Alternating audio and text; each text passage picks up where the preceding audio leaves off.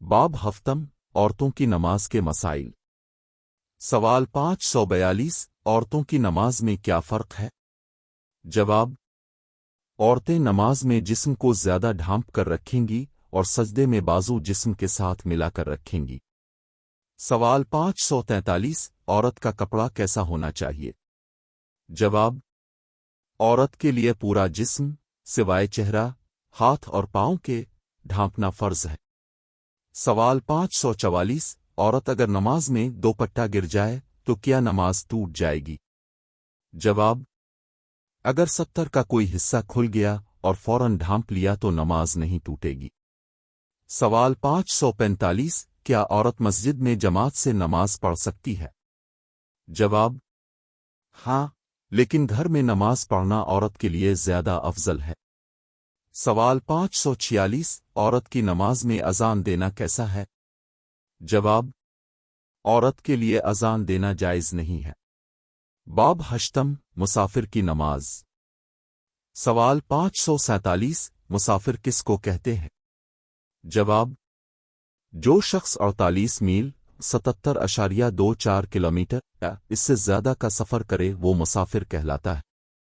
سوال 548 مسافر کی نماز میں کیا فرق ہے؟ جواب: مسافر کے لیے 4 رکعت والی فرض نمازوں کو 2 رکعت پڑھنا لازم ہے۔ سوال 549 اگر مسافر اپنی جگہ قیام کرے تو کب پوری نماز پڑھے گا؟ جواب: اگر 15 دن یا زیادہ رکنے کا ارادہ ہو تو پوری نماز پڑھے گا، ورنہ قصر کرے گا۔ سوال 550 مسافر کے لیے جماعت کا کیا حکم ہے؟ جواب: مسافر کے لیے جماعت کے ساتھ نماز پڑھنا افضل ہے۔ سوال 551 سفر کے دوران قضا نماز کیسے ادا کی جائے؟ جواب: قضا نماز ہمیشہ پوری پڑھنی ہوگی، چاہے سفر میں ہو یا گھر میں۔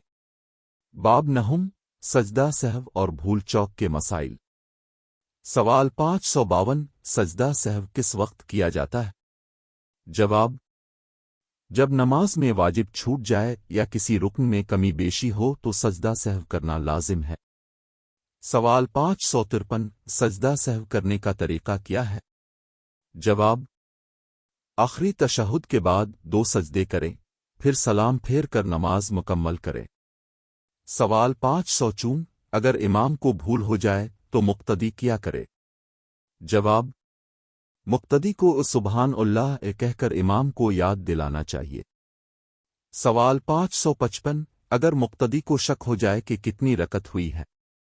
جواب: کم تعداد کو اختیار کرے اور سجدہ سہو کرے۔ سوال 556 سجدہ سہو کے بعد دعا مانگنا کیسا ہے؟ جواب: سجدہ سہو کے بعد معمول کی دعا مانگ سکتے ہیں۔ باب دہم معذور افراد کے مسائل۔ سوال 557 جو شخص کھڑا نہیں ہو سکتا وہ نماز کیسے پڑھے؟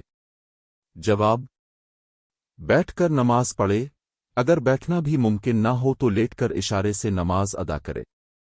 سوال 558 اگر وضو یا غسل ممکن نہ ہو تو کیا کرنا چاہیے؟ جواب: ایسے شخص کو تیمم کرنا چاہیے۔ سوال 559 معذور شخص کے لیے جماعت کا کیا حکم ہے؟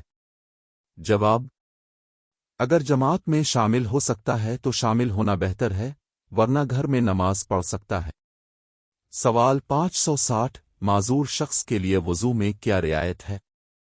جواب: جس عضو کو دھونا ممکن نہ ہو وہاں پٹی کے اوپر مسح کیا جا سکتا ہے۔